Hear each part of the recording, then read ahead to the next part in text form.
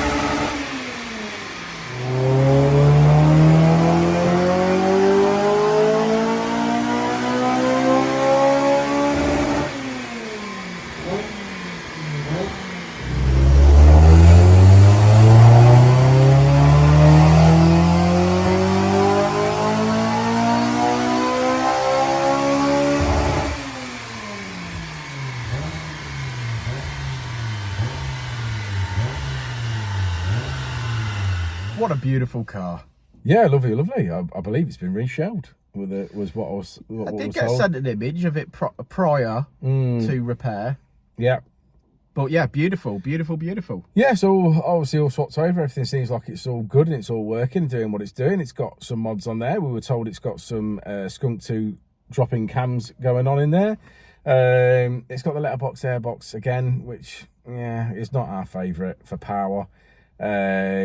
I'm not entirely sure exactly what exhaust it's got on it. It looks like it's got a 3-inch exhaust on it, but I can't get a proper look at the manifold, so I couldn't really see what we think going on the manifold. I mean, it could just be a Tegiwa manifold. It didn't do as well as I thought it might do. I mean, it did make power, and we've mapped this car before previously on its previous mods. Yeah, I can see the graph there that we've made improvements. Yeah, we've definitely made improvements. We fitted an Inlet Manifold today on its Skunk2 Ultra Series. So there would have been some gains obviously from that itself, but it says it's had some Skunk2 cams as well.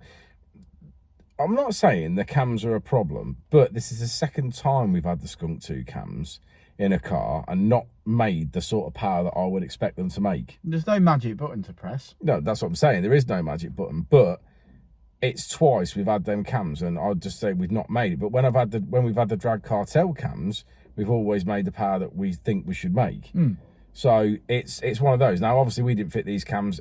You know, it's what we were told was in the engine. So, but we finished on 240, which I feel is a little bit down from where I would expect it to be. I've seen the likes of Tegiwa do some actual testing with the cams, and the Drag Cartel cams did perform better than the Skunk2. Yeah, I appreciate that.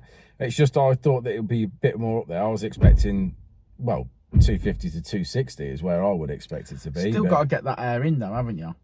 Yeah, it's on a standard throttle body as well, this car, isn't it? You've got to get that air in. It's on the Tegiwa letterbox and it's on a stock throttle body. So perhaps there's more to be had. Yeah, maybe there is more to be had, but mods is I'd like to see this limited. car with the Dynodaze induction kit. That's what I'd like to see. Definitely going to have step throttle body up, though.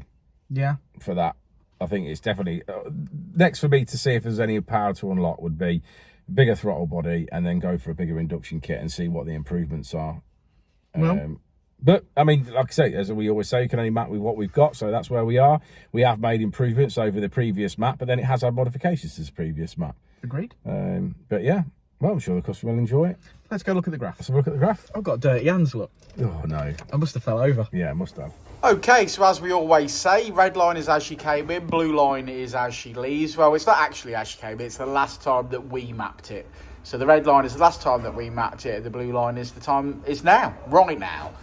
And we have finished on 240 brake horsepower, which is 201 at the wheels. Thanks for sticking around to the end of the video, guys. Like and subscribe and all that jazz. Our Jano is putting the ECU back in. One for the ladies. Say bye, Jano. We'll catch you on the next one. Before and I'll say it again. Life moves pretty fast.